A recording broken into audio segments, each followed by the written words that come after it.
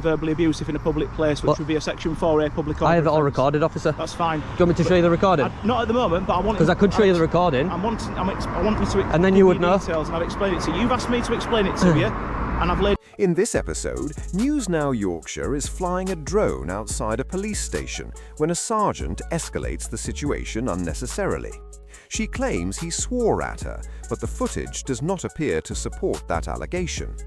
Instead of resolving the matter directly, she involves additional officers based on that claim. From that point, the threat of arrest is used to pressure him into providing his details rather than addressing a clear offence. The interaction becomes driven by allegation rather than evidence. Authority is asserted without solid justification. The situation does not conclude with officers validating their actions. Instead, it escalates to legal action, with Now Yorkshire taking the matter to court.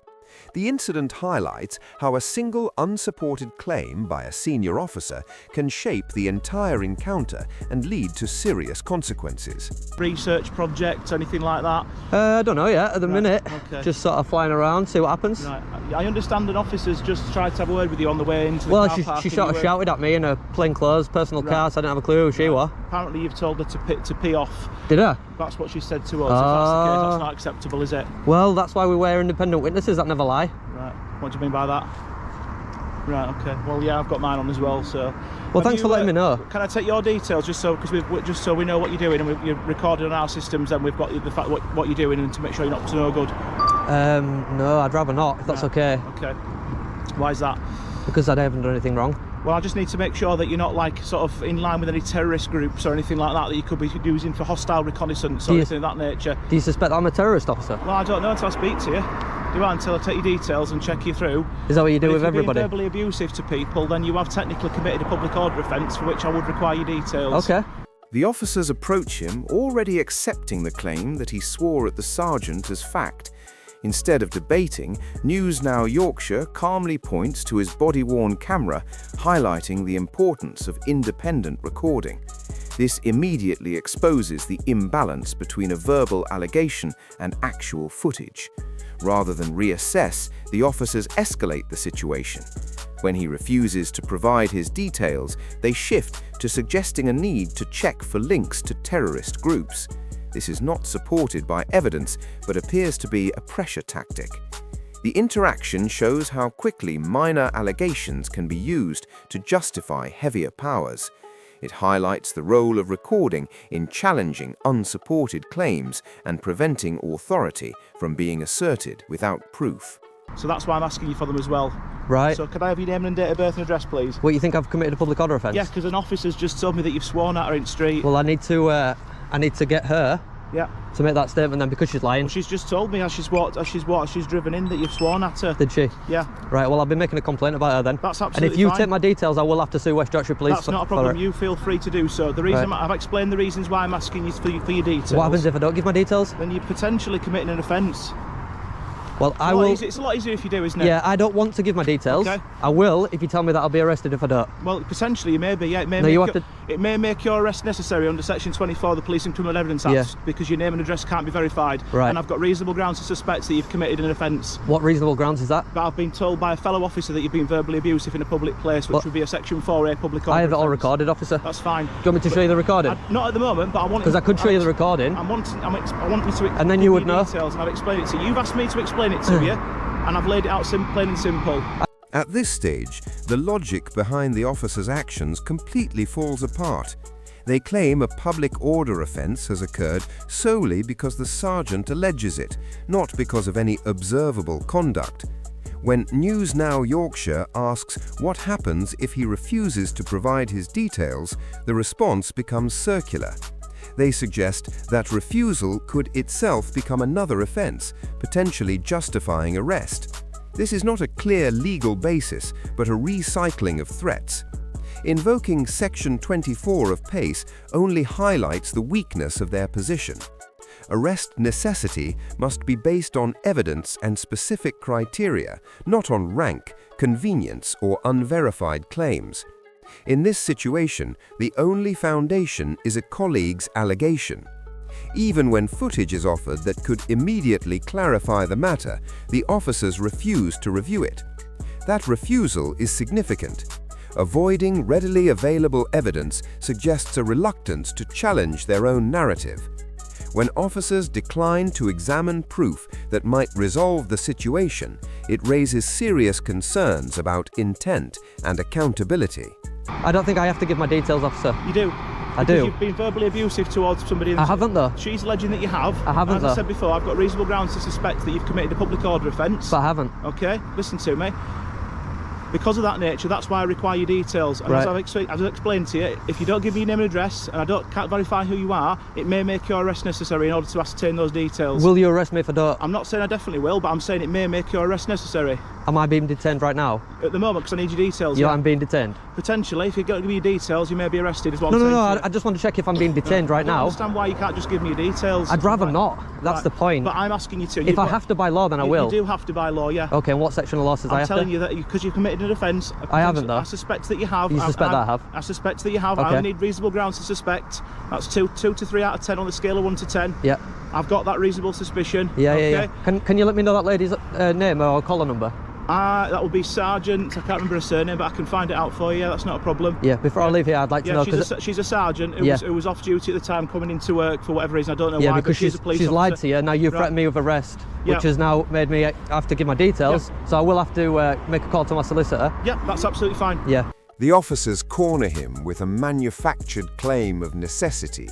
They argue that if he does not identify himself, they will arrest him in order to confirm his identity. This reverses the purpose of arrest powers. Arrest cannot be used simply to obtain details when no lawful grounds exist. It also cannot rest on a single untested allegation. Reasonable suspicion must be based on objective evidence, not convenience. In this case, the so-called grounds appear constructed to justify a desired outcome. Faced with the threat of detention based on circular reasoning, he provides his details. He does so not because the law requires it, but to avoid further escalation. The pressure applied leaves little practical choice. Compliance achieved through the threat of misused authority is not genuine consent. It is submission under coercion. The encounter illustrates how easily arrest powers can be framed as leverage rather than lawful action when safeguards are ignored. And if you take my details, I will have to sue West Yorkshire Police. That's not a problem. You feel free to do so. The reason I've explained the reasons why I'm asking you for your details. What happens if I don't give my details? Then you're potentially committing an offence. Well, I will. It's a lot easier if you do, isn't it? Yeah, I don't want to give my details. Okay. I will if you tell me that I'll be arrested if I don't. Well, potentially you may be. Yeah, it may make your arrest necessary under Section 24 of the Police and Criminal Evidence Act because your name and address can't be verified. Right. And I've got reasonable grounds to suspect that you've committed an offence. What reasonable grounds is that? But I've been told by a fellow officer that you've been verbally abusive in a public place, which would be a Section 4A public order. I have it all offence. recorded, officer. That's fine. Do you want me to show you the recording? Not at the moment, but I want. Because I could show you the recording. I want you to. And then you would know. Details, and I've explained it to you. You've asked me to explain it to you. And I've laid it out plain and simple. I don't think I have to give my details, officer. You do. I do. You've been verbally abusive towards somebody. I haven't, though. She's alleging that you have. I haven't, As I said before, I've got reasonable grounds to suspect that you've committed a public order offence. But I haven't. Okay, listen to me. Because of that nature, that's why I require your details. And as I've explained to you, if you don't give me your name and address, and can't verify who you are, it may make your arrest necessary in order to ascertain those details. The officer repeatedly relies on the word potentially to justify his actions. He claims there is potentially an offence under Section 4A, but offers nothing concrete to support it. That word carries the argument because no substantive evidence is presented. Section 4A requires clear intent and actual harassment, alarm or distress, not speculation about what might have happened. Suggesting that someone may have offended an officer at some undefined point does not meet that threshold. What further weakens their position is how the legal section keeps changing. One moment it is one power, then another, then something else entirely. This is not a process of careful clarification. It appears to be scrambling for justification. If a genuine offence had been identified, the legal basis would remain consistent. Constantly shifting grounds signals uncertainty rather than confidence. Moreover, none of the mentioned powers automatically create a right to demand personal details. The exchange highlights how vague language and moving legal references can be used to project authority even when the actual foundation is lacking. Address, please. What, you think I've committed a public order offence? Yeah, because an officer's just told me that you've sworn at her in the street. Well, I need to get her to make that statement then, because she's lying. Well, she's just told me as she's driven in that you've sworn at her. Did she? Yeah. Right, well, I'll be making a complaint about her then. That's absolutely fine. And if you fine. take my details, I will have to sue West Yorkshire Police. That's not a problem. You feel free to do so. The reason I've explained the reasons why I'm asking you for your details. What happens if I don't give my details? Then you're potentially committing an offence. Well, at this point, any appearance of fairness disappears. He repeatedly offers a simple solution: review the footage and clarify what happened. The officers refuse to watch it. One even admits she is relying solely on what she has been told. That is not an independent assessment. It is blind acceptance. His explanation is not evaluated against available evidence. It is dismissed. Instead of reviewing real-time footage, they choose to rely on hearsay. This suggests they are protecting a narrative rather than seeking the truth. Only after they have secured his personal details does the video suddenly become relevant. The timing is revealing. If the footage truly mattered to determining an offence, it would have been examined immediately. Watching it afterward does not reflect genuine investigation. It looks more like damage control once their position weakens. The sequence of events highlights how evidence can be sidelined when it threatens an already adopted conclusion. As I drove out of the gate, she was driving in and she said, "Will I have a word with you?" Yeah. Because she'd spoken to you and you told her to, I'm not going to say the full word, but pee off. You understand what I mean by that? I understand what you're saying, but she's lying to you. You know that, don't you? Well, if she's lying to me, she's lying to me. If it's on your camera, then you've got grounds for a complaint. Yeah, 100%. Yeah, but I'm not lying to you. I can only go about. You know, last time this happened, I got £1,000 for it. You know. Right. Yeah, that was at Humberside though. What was that? What was that in relation to though? Because someone said I was committing antisocial behaviour, so the officer unlawfully used Section 50 of the Police Reform Act to gain my details, just like you've unlawfully used Section 5 to gain my details. Okay. And then they offered me £1,000 for my trouble. I haven't used Section 5. Oh, did you use? You've potentially committed an offence under Section 4A of the Public Order Act. Oh, okay. Section 4A. Yeah. And that requires me to give my details. It doesn't require you to give your details. You just told me it did. What I'm saying, no, you're twisting my words. What I'm saying to you is because I've got reasonable grounds to suspect that you've committed an offence. Yeah. If you don't give me your details, it may make your arrest necessary under Section 24 of PACE. Oh, okay. Because your name and address cannot be verified. Right. And I suspect that you've committed an offence. Well, that's the full explanation. Thank you for that. That's what I said to you the first time. Well, I didn't get that explanation, so maybe you didn't explain it properly, and maybe I didn't understand. Well, you understand it now, though. I do. As soon as they obtain his personal details, the entire situation immediately deflates. No offence is pursued, no further action is taken, and the earlier concerns disappear. References to public order, terrorism, and various legal sections are suddenly dropped.